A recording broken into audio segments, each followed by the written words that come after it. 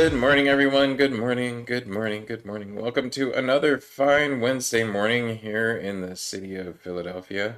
Welcome to another coffee break chat. I'm your host, James Jackson, executive producer, Light Thief Productions. He, they pronouns. Feel free to use them however you like. And we're bringing you another coffee break chat. It's there's been a lot going on in the news the last couple weeks, and well, the last week really. It's only been a week since we brought you a coffee break chat. Um, Today we're gonna talk about the Harriet Tubman statue. We're gonna talk a little bit about inflation. And we're going to talk some about QAnon, January 6th, and the PPD, the Philadelphia Police Department detective, who was part of that insurrection and is still on the force somehow. Um, but we have a lot of other little tidbits of news that I'd like to get into.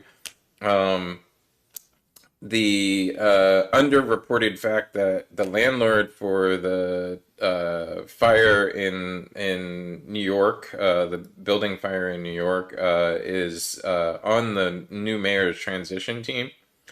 Um, Sort of underreported. Kyle Rittenhouse's friend who purchased him the weapon with which he shot several people uh, got a sweetheart plea deal for literally no reason.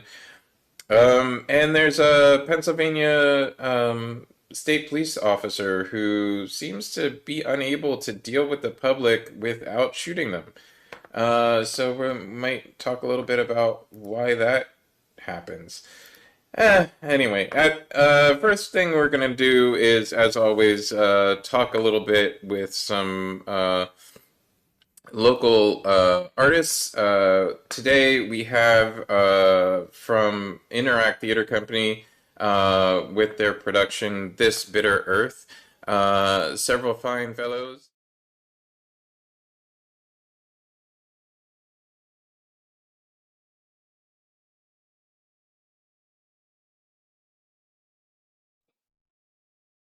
Hey, good morning, James, and everybody listening. I'm Tyrone L. Robinson. I'm the director of This Bitter Earth, and my pronouns are he, him, his.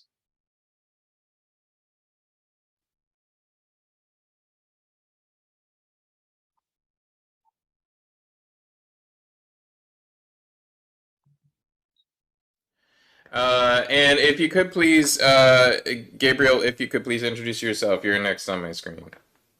Hi, good morning. I'm Gabriel Elmore. My pronouns are he, him, his, and I play Neil. Awesome. And David, if you would please introduce yourself. Oh, David, you're on mute. Let me fix that. There you go. Hi, Reintroduce yourself.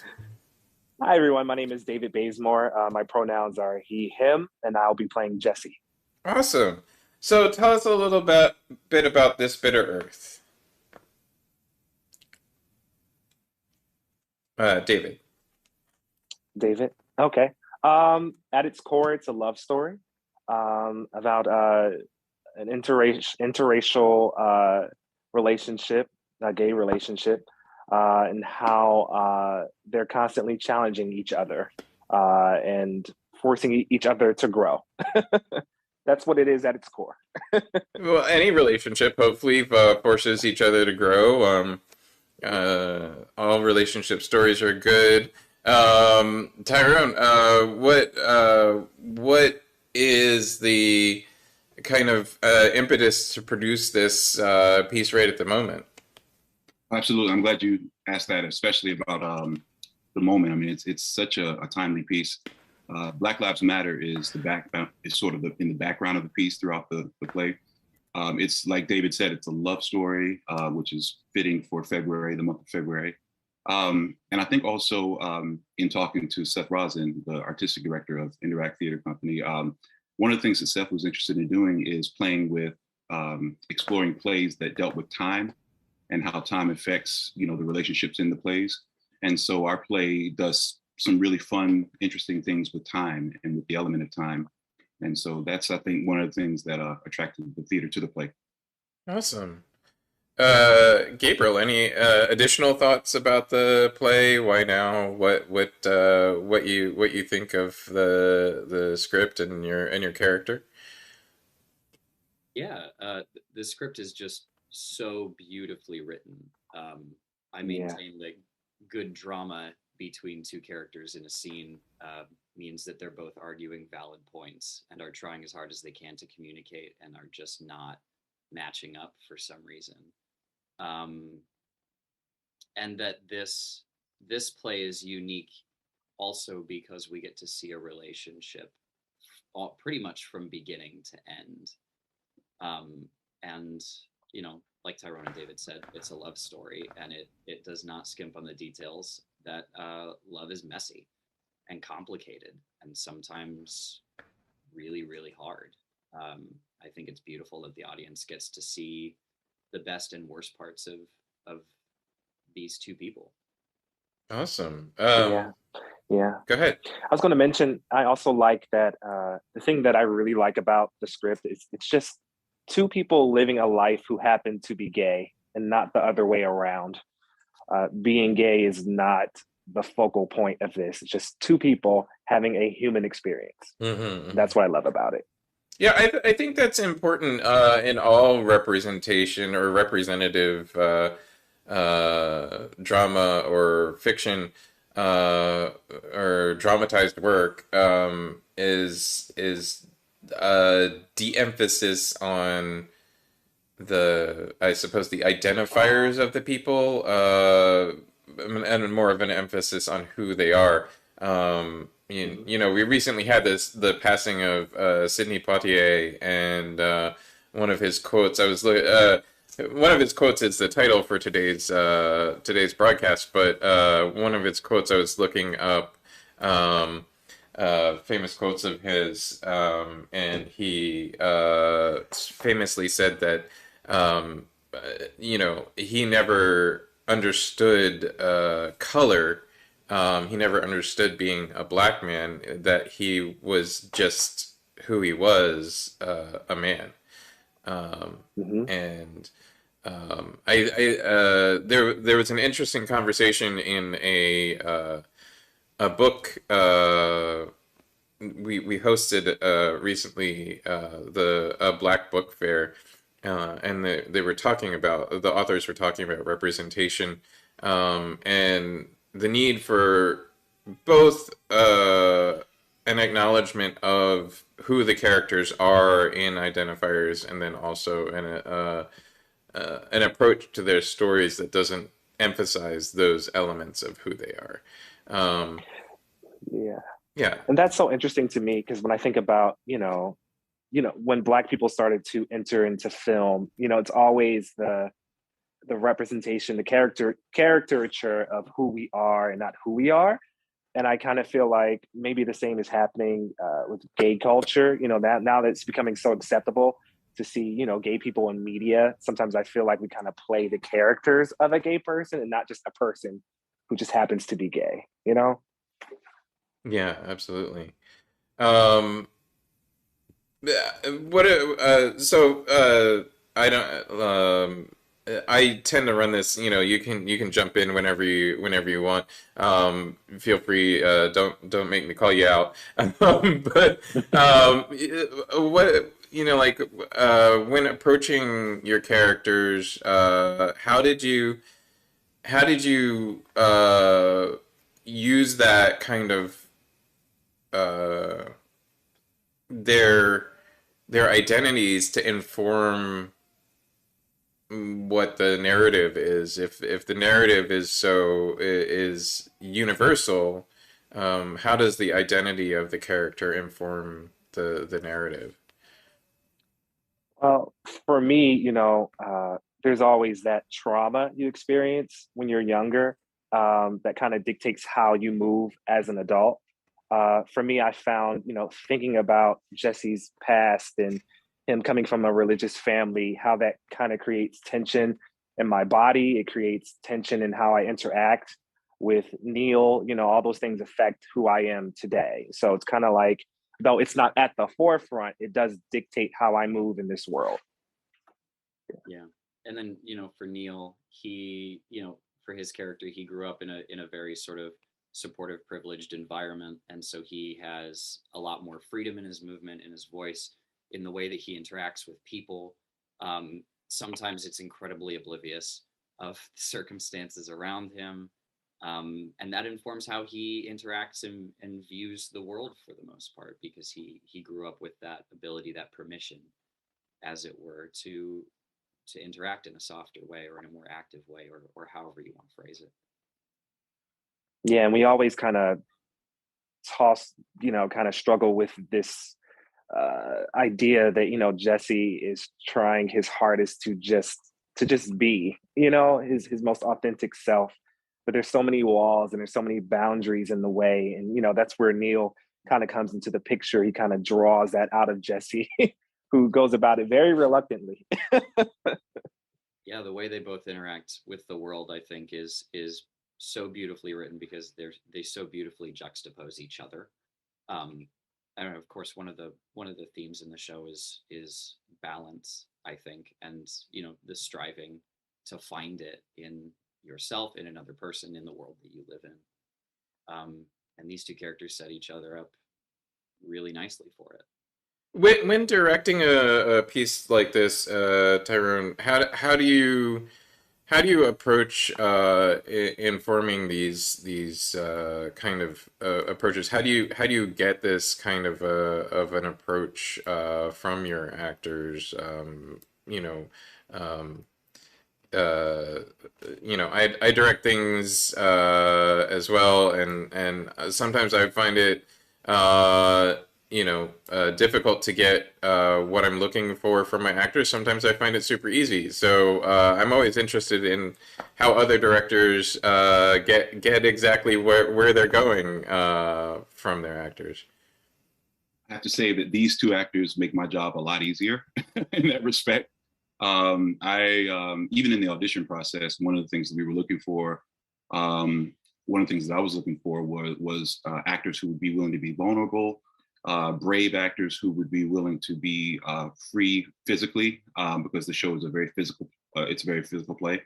And so even in the audition process, I was already trying to identify actors who I felt would go all the way there with the drama, with the complications of the relationship, and with the freedom and the bravery that it would take to be able to be vulnerable with each other and also on stage in front of an audience. And I think we found the two perfect actors for these roles. So that was the start of it. These guys are both Philly actors. David, I think, is from Philly. I know Gabriel went to Temple, graduated from Temple. So these two fine actors make it very easy to do that. I think one of the things that we are finding in the rehearsal process is that they are very good on their feet. They have great instincts. And so based on the text and based in the script, I like to watch and just let them, be free. And then it sort of is a matter of just sort of fine tuning it and collaborating together to sort of edit it into the story that we will share with the audience. But the actors are the starting point and, after the script, and they make it very easy. Great. I'm. It's always wonderful when your actors and the idea that you have in your direction. One of my favorite things whenever I'm directing is to have an idea in my head and never actually say it out loud, but then it gets thrown back at me from the actors. Great minds, right? Yeah, Great minds. yeah, yeah. Um, so,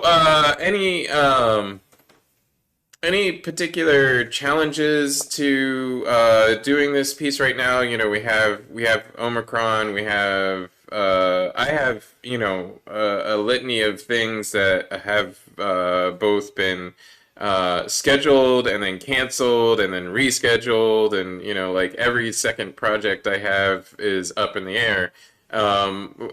What have the challenges and workarounds been for you guys as you've approached this project right now during the pandemic?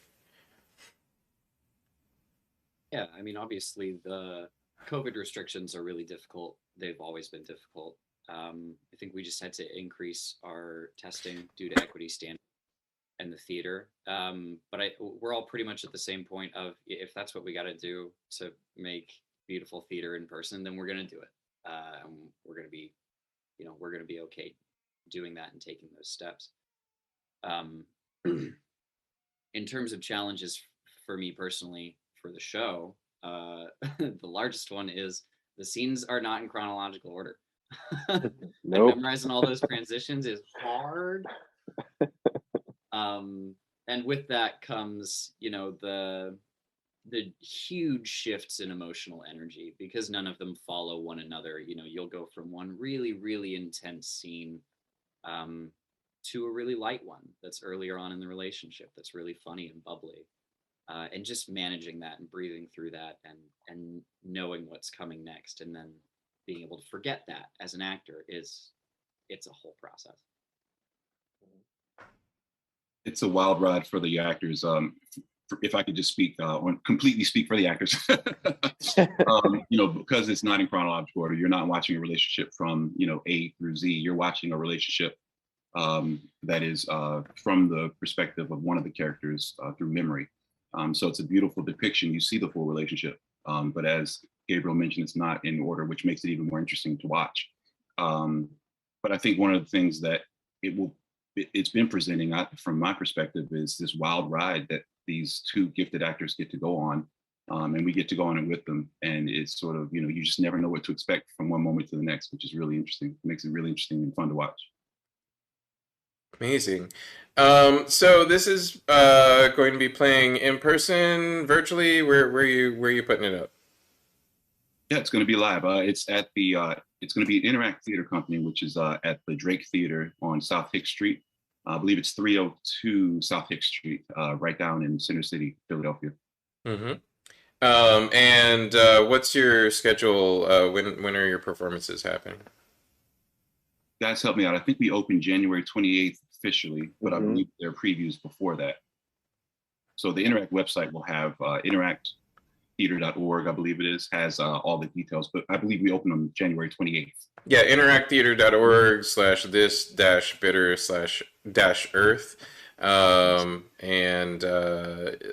Megan has posted that in our chat for anybody who's watching on Facebook. Feel free to take a look at it there. We'll post it in our other social media as well. Ticket prices? Oh, that's an excellent question. Do you know? I think it's $35 for general admission, and I think there's a senior citizen discount, and I think there's a student discount, and I think there's also a is there, like, if you're an actor you get a discount as well? Is there an industry discount? I think there's definitely a group discount. Group discount. Okay. And the box office. Oh, sorry. Oh no, go ahead. The box office. I do have the phone number here. I can give you that. That's 215-568-8079. That's the box office, and I know they'll have like really, really detailed information. Excellent. And then so we are in the city of Philadelphia, and I know that restaurants require proof of vaccination. Any COVID restrictions or considerations that the theater is making? Absolutely. Both for all of the actors and artists involved with the production, we're all, like Gabriel said, we're testing multiple times a week to keep ourselves safe and to keep everyone coming into the theater safe, but also patrons who come to the theater have to show proof of vaccination. And I think that's the main requirement. Great. Excellent. Double vaccination, okay. Are you requiring boosters or? You're asking all the right questions. You know what? That would probably be a box office question. Because we're in an age where the rules are changing from week to week. So I don't want to give the wrong information. So again, the box office number is 215-568-8079. Great. But that's a really excellent question. All We're right. all boosted. So Yeah. I actually haven't had time to get my booster shot yet. So hard to get them. important question to know. Yeah. We are in the middle of a COVID concern here at our house, and so we had, tracking down testing is the important part for us, because You can rapid test all you want, but rapid tests are presumptive positive. So unfortunately, you are presumptive negative. So if you get a negative result, you have to back that up with another testing method, which is so. Let me go on my tirade again. I've been going off on this tirade multiple times a week on social media, but yeah, testing's important. In case you didn't know, our governor, Governor Wolf, did say that Pennsylvania is going to use vaccination as its primary method of fighting the pandemic. Unfortunately, when you spend as much time looking at social media and looking at medical people's opinions as I do, you get a little bit different picture, perhaps, than what government officials are being recommended. They listen to their medical experts, but of course, that's just one opinion. In the wider field of opinion, you have both the ACA and the World Health Organization recommending something slightly different, which is that this pandemic isn't going to be ended by just vaccination alone, because now the Omicron variant infects more people at a lower percentage, even with vaccination, even with booster. So it's still spreading and it still has a chance to mutate. So testing is important in stopping the spread of the virus. So in that vein, President Biden announced last week that by next Thursday, the federal government is requiring by executive order all health insurance companies to cover 100% the cost of rapid tests. These may not. These may be network coverages, so you may need to check with your health insurance provider where you can get your free rapid tests. But up to 8 rapid tests per individual per month. So you can basically test yourself twice a week and be pretty secure that if you test positive, you can start isolating yourself. And I think that's a good thing. I'm wondering why it took so long, but yeah, finding those rapid tests is a little bit difficult right now. There's some resources. Again, social media comes to the rescue here. I'm a member on several neighborhood groups on Facebook, and I regularly see posts where people are letting other people in their community know that, hey, this pharmacy is getting a shipment on Thursday. Here's how much they'll cost. Here's when to get them.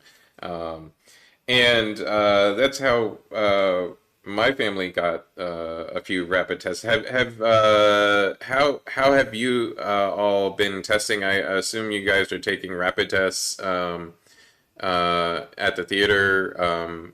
How was sourcing those? How difficult was it to get them? What process are you well supplied for the rest of your run, or are you looking to source more?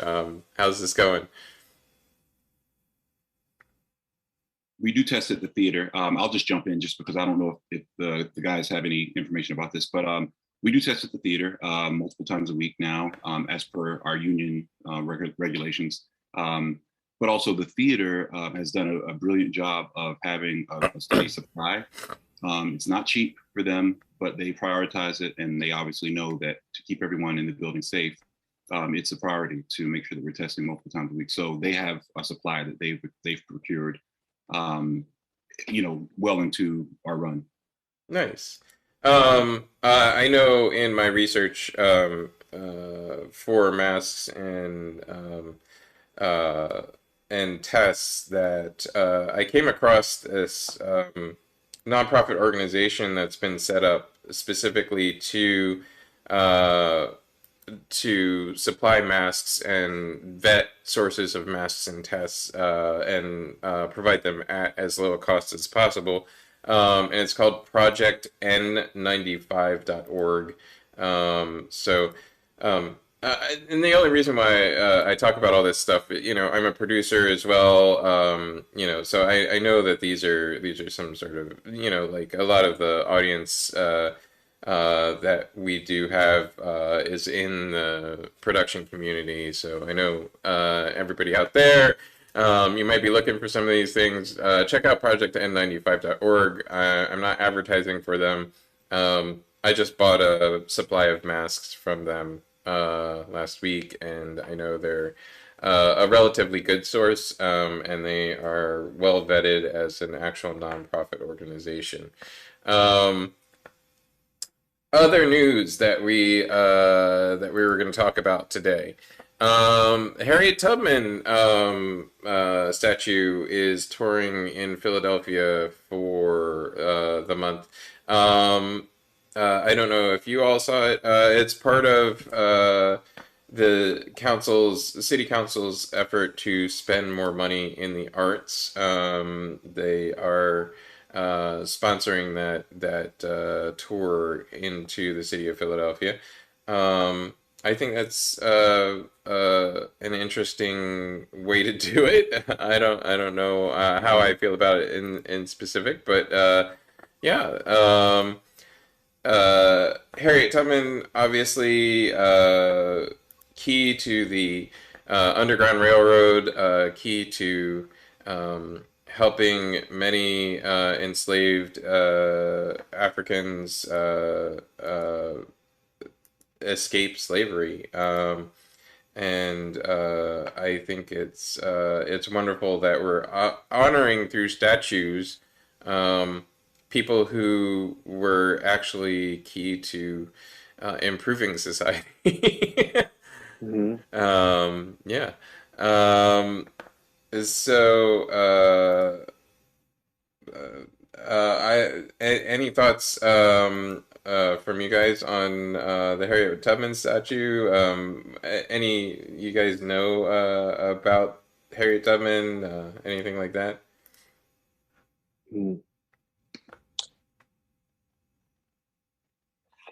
I think that's great. I think that it's great that the statue is here. But you mentioned that money that was being used for the funding of arts was used to bring that statue here. Is that what you said?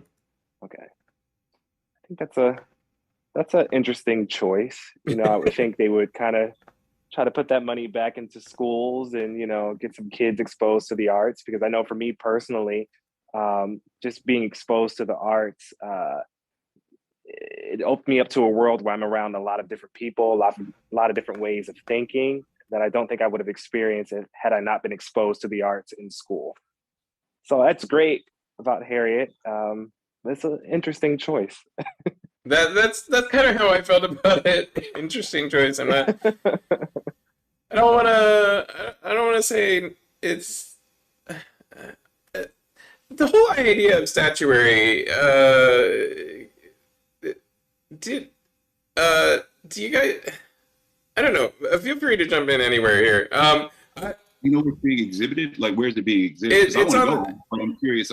Will they bring students to it, or is it being exhibited somewhere outside so people can just go enjoy it or appreciate it? Will it bring knowledge to who she was and what she stood for, what she did? Yeah, it's on the apron of City Hall, near the Octavio Cato statue. Okay. And there's a whole display that goes with it, with some information and whatnot. But yeah, it's I understand David's point. I definitely understand David's point. Yeah, Sure. yeah, and I don't know. And just to go back to statuary in general, like I'm not sure how I feel about statuary. Like, like Mm. there's I'm gonna get a little geeky here for a minute. There's a line in the series Firefly. I don't suppose anybody ever had a statue made of them that wasn't some kind of son of a bitch or another. But I don't. Well, she definitely caused good trouble. She caused a lot of good trouble. That's for sure. Yeah. I mean, I imagine it is really nice, I think, in a sense, to have a statue of a person from that period that's not, sitting on a horse in a gray costume. So that is a step up. My question, I guess, would be, if they spent arts money on this, is there coordination with schools so that those schools can take like a field trip for a day? So I'm thinking, yeah. Like hop on a bus, go downtown, and get to see that statue. I think that would probably impact kids in a good way. Yeah. Is it coupled with like some curriculum maybe that they're also developing as part of that funding? To Gabriel's point, like is it part of a larger program, or is it just like we're going to just put the statue here and call it a day and that'd be enough, let that be enough, There's relatively little information that's been released about it so far. Councilmember Thomas's office has put most of the notices up about it, and I find it interesting. I'm gonna go check it out. Yeah. See what it's all about. I think it's worth taking a look at. Definitely. The money was well spent, so I will. I don't want to waste that money. I found it interesting. I found it interesting that we're bringing a statue of Harriet Tubman. When is the $20 bill going to get completed? Come on, Uncle Joe. Let's get that done. Is there a connection to Philadelphia and Harriet Tubman? Because I know like Rochester has a strong connection to Frederick Douglass. Oh yeah. So is the connection like? Did the Underground Railroad come through Philly? I mean, I don't know the history, so I'm speaking. Yeah, there are several stops on the Underground Railroad in Philadelphia. There's also, I'm sorry, my cat just halfway hopped on my leg for some reason. There are several stops on the Underground Railroad in Philadelphia, and I believe one or two of them are historic sites currently. Also, there was a large abolitionist movement based in Philadelphia that Harriet Tubman was involved with. There's a history of abolitionism in Philadelphia, mostly because of Quaker history, but yeah. Yep. Yeah. Okay. Old City's had a really strong Quaker presence. Yeah. It still does. Yeah. Amazing. Freedom Square is like 5 blocks from my house. It's kind of sad that it's like a really like shitty like shopping center, but that's where the first like abolitionist protests were. And in Germantown / Mount Airy, depending on who you ask, there's the Johnson House, Okay. which was a stop on the Underground Railroad. Those are the ones that I know about, at least in my area. But yeah, I'm sure there's much more going on. Charles, why don't you introduce yourself and your pronouns and what it is you do? Charles is a regular guest here on the Coffee Break Chat, and yeah, I was like, who's speaking? welcome. Charles, I've been in and out because I've had meetings, although I was free today, and my last day on my current job is on Friday, so woohoo. Yeah, Charles Graham, software developer, he, him, they, them pronouns. Yeah, I know James from the arts community since before the sunken times. Yeah, so that's who I am. I haven't been able to do this as much as I wanted to in the last 6 to 9 months, but used to be pretty frequent. Awesome. Well, thank you for joining us this morning and dropping your knowledge on the Underground Railroad stops. And I have regular commentators who just hop in whenever. I kind of run a loose ship here. It saves my time and my life. And thank you for joining us this morning, Charles. Wanted to also talk about inflation a little bit. With the inability or difficulty of getting uh, rapid tests, COVID rapid tests. I've also noticed that if you go into a pharmacy, a lot of things seem to be missing or limited supply. Um, and we have reports, of course, of that being because of supply chain issues or uh, staffing issues, et cetera, et cetera. We have reports of staffing issues all across lots of industries. Um, just to bring it back to production, has it been difficult to produce a show because of staffing issues? I know I've had a little more difficult time finding crew on occasion, but at the same time, the times that I was having trouble finding crew, it was because like literally everyone was trying to do their production all at once back in like November, December. Um, I don't know, how intimate you are with the crew at Interact Tyrone, but have you had any difficulties finding things, getting props, that kind of thing? You know, I I happen to be the one of the three of us who talks probably the most to Seth, our artistic director. And in conversation with him, my understanding is because Interact maintains a small, intimate group of staff, dedicated staff, they're able to mitigate that a little bit more. It's not like a huge operation where they've got 20 or 30 people on staff. All of our designers are incredible and have been working at fast pace to get us ready for the opening. But no, to my knowledge, and from what I've heard Seth say, because they have a smaller crew and a smaller group that they work with, it helps them in that way that, they've got a small dedicated crew that they can rely on. So I think Interact is very, very unique in that perspective, because I know like a lot of larger theaters probably are having trouble right now because of exactly what you're talking about. Yeah. And then Omicron doesn't help.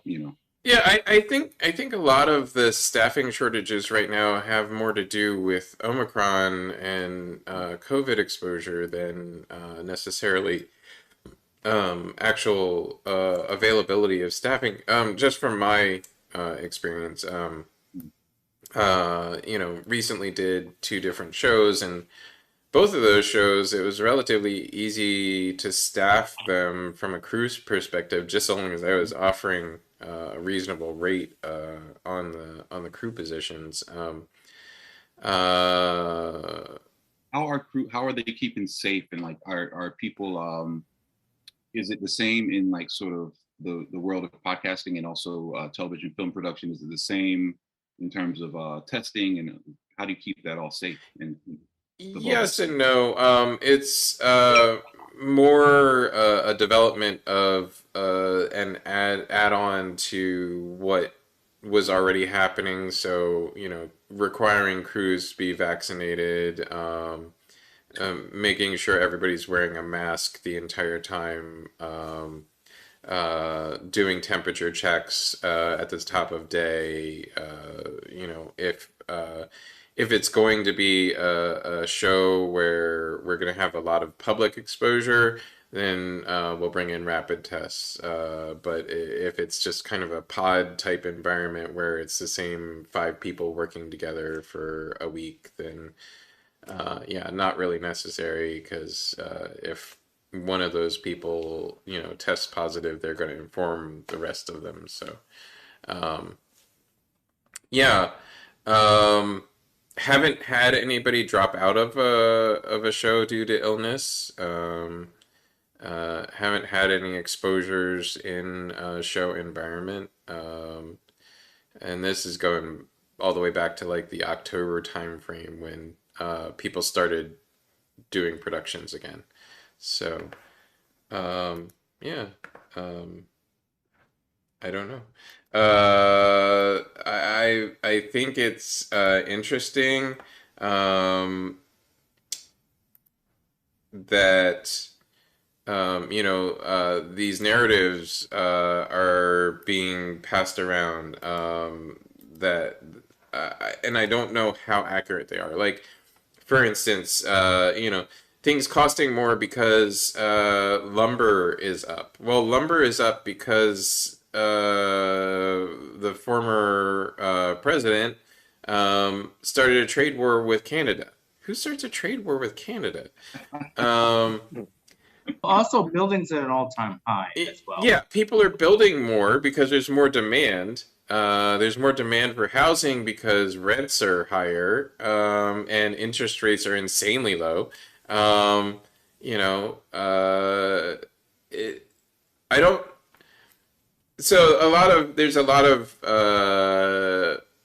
economic reports and economists, economic theorists, people who study this stuff talking back and forth about it and having a rather public debate about it right now. There's one camp of folks who are saying that, and this is kind of the camp that I agree with, perhaps as confirmation bias or whatever, that inflation is being driven right now by the corporatization of everything, by the search for profit margin.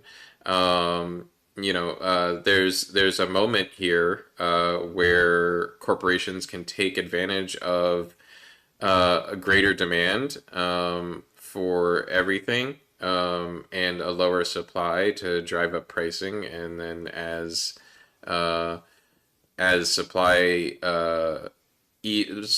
restrictions ease, those prices never drop back. I mean, it's like gas pricing. Gas pricing never goes down. But yeah, um, until OPEC realizes that there's not enough people buying gas, then gas pricing goes down. But that's another part of the economy. But yeah, so I I don't know what economic stance you guys take. I'm kind of firmly in the camp that the last year proved that um, you can just pay people to live. You can pay a standard minimum income to everyone, and then you know uh, the economy will keep running. It won't die. I think the repercussions, I think, on the theater world are the ones I'm always focused on. I think because it is my life, it's my art, it's what I care about. Like the price of lumber skyrocketing. I was working on a show last summer, and the price of a sheet of 3/4 inch plywood went from like $22 up to 86. Yeah. And so suddenly, theaters already at best maybe recycle 50% of their material. I mean, especially professional theaters like buy new material for every single show they do. And so the strain that was just put on theaters to have to start going, okay, we need to save even more of this from the previous show. We need to recycle all this wood because we just don't have, we can't increase our scene design budget by 3 times. And then, all those shows going online or being canceled, even at the university level, means that some people just don't have jobs for the season. Even if the company wants to retain them in the long run, they've still got 6-8 months worth of work that's just disappeared because now everything's in front of a green screen. Forbes, I think, published an article about just a few weeks ago about the inflation rate, and how at the end of 2021 it was at 7%, and they're saying it's not transitory. And they're citing the cause as, when the pandemic started and everything shut down, prices plummeted for everything because demand plummeted. And now that things are opening back up, those prices are going to go back up. Yeah. I don't know how much I believe it. Yeah, I don't know how much I believe it either. That's the thing. So there's a inflation report coming out today. That's why we're talking about inflation yet again. The consumer price index is being updated today, and consumer price index, for those that don't know, tracks the cost of a lot of goods and supplies that a regular U.S. household would buy, and including things like the average cost of rent, the average cost of a gallon of milk, average cost of electricity, etc., etc. So uh, that report is coming out today, and the standard guesses about the report. People try and predict these things, and they're saying it's going to be 8-9% inflation, and that is putting some worries in the stock market, that kind of thing. It's but here's the thing: it seems like every time an inflation report comes out, the political machine goes into overdrive trying to figure out or blame inflation on something. So right now, a lot of the theory is that they're going to blame the inflation on the Build Back Better plan, even though it didn't get passed and it's dead in the water, and they're gonna blame it on, oh, we gave this $1,500 to families for childcare, and we gave every out of work American, $3,000 over the course of a few months during the height of the pandemic. Which, okay, I understand it's not, we're not done with the height of the pandemic yet. We're actually at the height of the pandemic, but that's not here nor there. But yeah, so we're blaming all these things, and it's going to be used as leverage for the Republican Party to be like, all right, we need to stop spending. We're driving our children into debt, etc., etc. I gotta say, there's no economic theory that holds this idea, this conservative worldview, to be true. The idea that when the government encounters debt, that it burdens the next generation is just provably false. The Great Depression was ended by government spending, and the U.S. government literally never paid back that debt. And it's such a small fraction of our national debt now that it doesn't even account for the servicing on our current debt. So, well, the inflation is caused by capitalism, which is neither here nor there. It's just a factual statement. I'm assuming that the main part of people's, and then some people say inflation might be a bullshit number. That's neither here nor there. I'm assuming that the two main drivers of inflation are, one, real estate prices, which is basically the biggest part of people's everyday expense. And the weird thing is that's caused because, for better or for worse, and I think for better, people's jobs aren't is tied to where they are anymore, so people can live wherever they want, and that's caused a secondary bubble in the real estate market. I think that when the data actually comes out, the biggest change will be that portion of it, followed by food. The other issue that we have, and it's not a blame thing, it's just a factual occurrence. Now we basically have effectively 0% unemployment. Basically anybody who wants a job can get one. Now, whether that job has a living wage or not is a different story. But and people now are demanding a living wage, and that is a good thing. The flip side of that is that when you pay people a living wage, prices will go up.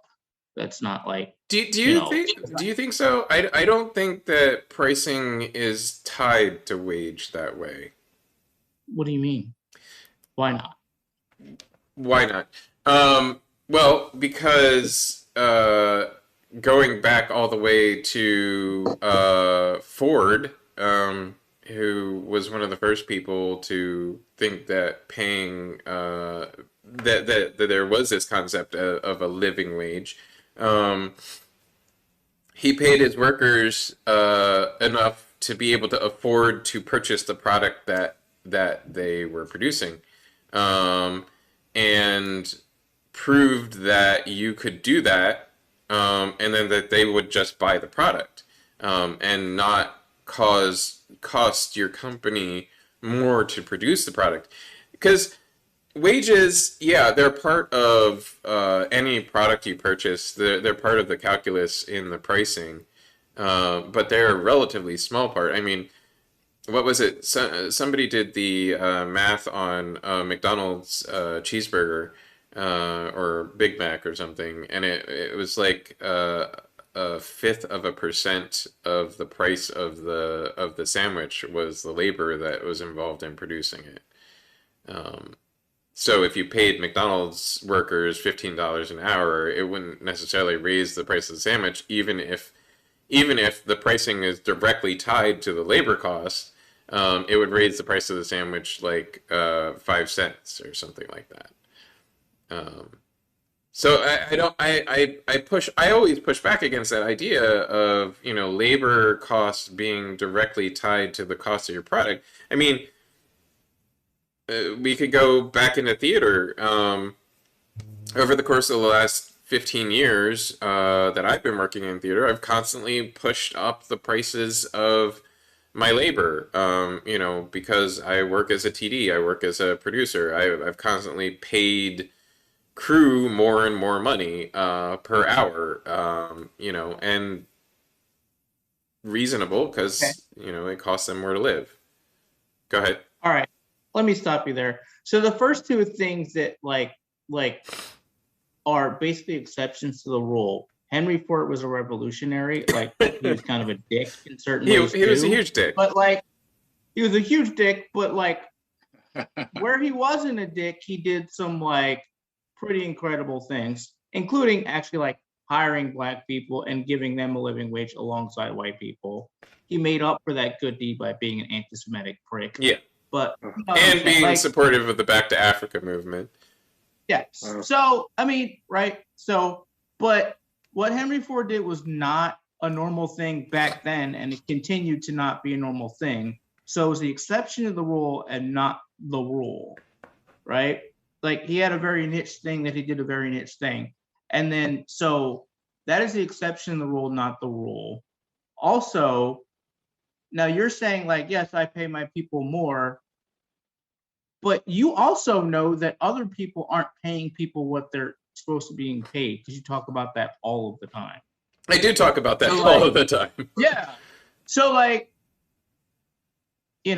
right? Like what's that Tyrone said something yesterday during rehearsal that was like, what is it, from a Law and Order episode? Every time somebody's gonna say what they really mean, they're gonna look you in the eye and go, listen. I mean, the federal minimum wage hasn't kept up with the rate of inflation since 1970. And so it was invented with the idea that it would keep up, that, regardless of what inflation is. We can talk about the reasons for inflation, but honestly, the real question is like, why aren't wages keeping up with it? And it's because they haven't for 50 years. It's because this idea is being perpetuated that, the cost is going to dramatically rise if wages rise, and I don't think it's true. You see CEOs, you see top level employees walking away at the end of the year with bonuses of millions of dollars, tens of millions of dollars, while their lowest earning workers are making $7. What's the federal minimum wage now? $7.25. Yeah, it's still $7.25 an hour. I mean, it's criminal. You haven't been able to live off $7.25 an hour since 1980. There's there's a report somebody did of figuring out the cost of living in by zip code and average rental price, and I think there's something like there's currently 0 zip codes where you could actually afford a 1-bedroom apartment on a 40-hour week at minimum wage, and nobody works for 40 hours a week at minimum wage because then they'd be a quote unquote full-time employee. Yeah. Well, Charles made an interesting point about the fact that people don't have to live where they work necessarily anymore. I mean, we're in this space where, I mean, even right now we're on a Zoom call. So, we're in a very more digitized space where I saw a lot of my friends and people leave New York City, where I live full time, whenever the pandemic started and went into full swing in March 2020. So this idea that we have to be localized, we have to stay where we are to do the work that we do is really interesting. I thought that was a good point.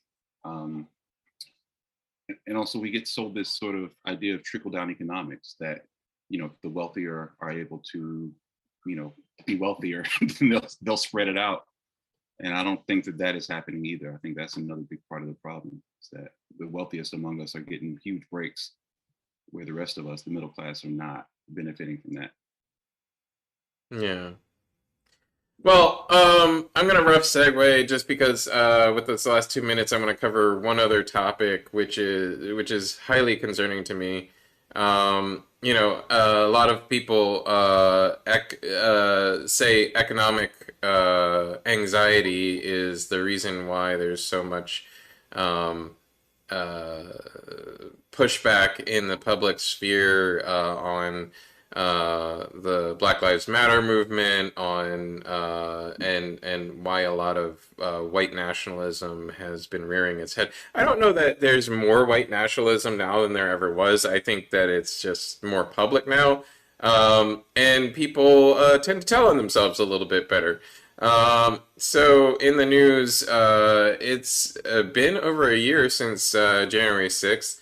And there was one person at least one person from the Philadelphia Police Department at the Capitol on January 6th, and that was this Detective Jennifer Gruger. Detective Gruger tended to post interesting responses to social media posts. For instance, she's quoted in the Inquirer as having responded to Mike Pence being saddened by the death of a U.S. Capitol Police officer with a tweet that said, "You're a traitor and a cabal operative and a pedophile," etc.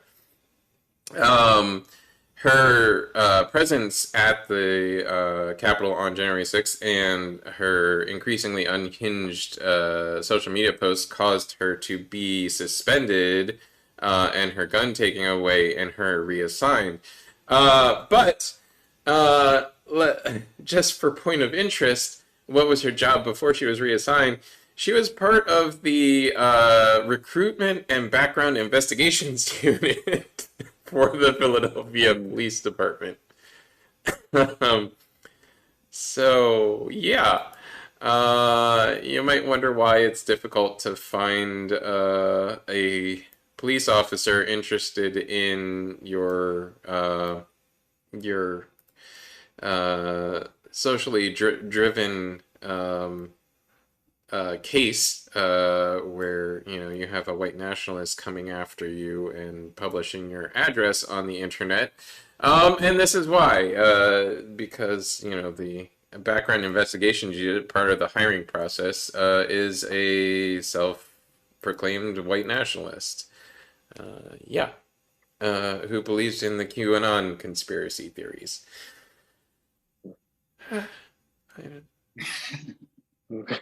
Just want some kind of standard, like when you work for a company, if you tweet something dumb, they'd fire you on the spot. It happens all the time, and this person isn't fired. I mean, aside from all the moral philosophical issues that I have with that, the fact that she was just reassigned is kind of, I mean, as a public servant, I mean, this argument's been going on for a long time. You should remain impartial, at least in respect to your job, and even in your personal life. Keep in mind that you represent what you work for. Yeah. I don't know how someone could just forget that or ignore it or think that that's okay, but whatever. Even as artists, when whenever one of us says something that goes into the conspiracy theory level, it affects our work. And so I find it fascinating that it seems that the one union that's able to absolutely no questions asked block their members from being facing any consequences of any actions that they take is the Fraternal Order of Police, FOP Lodge 5. So yeah. I'll say what I say on social media all the time. John McNesby needs to go. I don't think he should be allowed to be anywhere near a political situation, and we can start there. Anyway, I want to thank you guys for coming. It's 11:03. Apologize for running a little bit over. But thank you for joining us this morning and talking about your production, talking about the current social situation. Any last thoughts from any of you guys? Any last words? Anything you want to get out to the audience? Please come out and support our show. We've been working very hard. If you can, please. The show runs from January 28th through the end of February. And yeah, tickets can be purchased at Interact Theater Company's website and also their box office.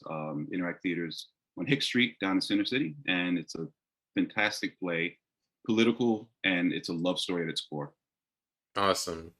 Thank you so much for joining us. I'm going to be on screen by myself for a few minutes. So feel free to drop off or hang out if you have anything else that you need to talk to me about. But you're welcome back anytime. The link's always the same, so feel free to drop in as a commentator if you see something come up that you'd like to talk about. So thanks once again for joining us this morning, and talk to you soon. Thank you, James. Good to meet you. Bye-bye.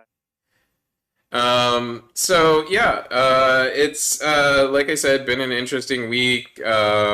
We've had all of that. We've had Pennsylvania Republicans making the most grotesque proposal I think I've ever seen. Which is they're proposing to establish a commission on a state district reform. I'll bring you back on screen, Charles, if you want.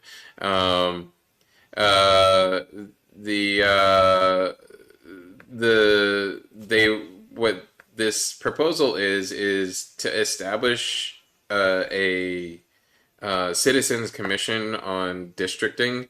But what the upshot of the proposal is that once the Citizens Commission makes their recommendations, the legislature can just completely ignore it if they want. Fascinating. Yeah, that sounds like a great idea. There is, by the way, already a Citizens Commission on redistricting, and they proposed a district map.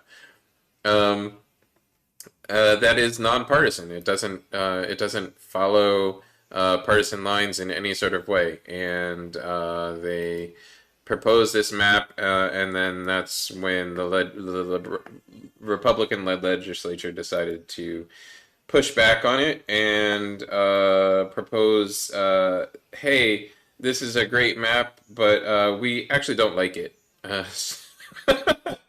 Oh God, gotta love that. Yeah. There's tons of other news going on, and I could talk all day about it, but I'm sure you guys have things to do. I really appreciate you tuning in. If you like what you've seen, please consider subscribing on YouTube, Facebook, Twitter, Twitch, Mob Crush, wherever you'd like to tune in. Um, you'll get notifications of when we go live. We will be going live again at minimum next Wednesday morning at 10 a.m. We currently have scheduled Tamara Anderson from Gumbo Labs to join us again, and we'll look forward to talking to her then. We're viewer supported, so consider subscribing to our Patreon, patreon.com/lightthiefproductions. And we have levels as little as $1 a month, so feel free to donate. And I look forward to seeing you guys next Wednesday. Thanks for tuning in, and have a great week.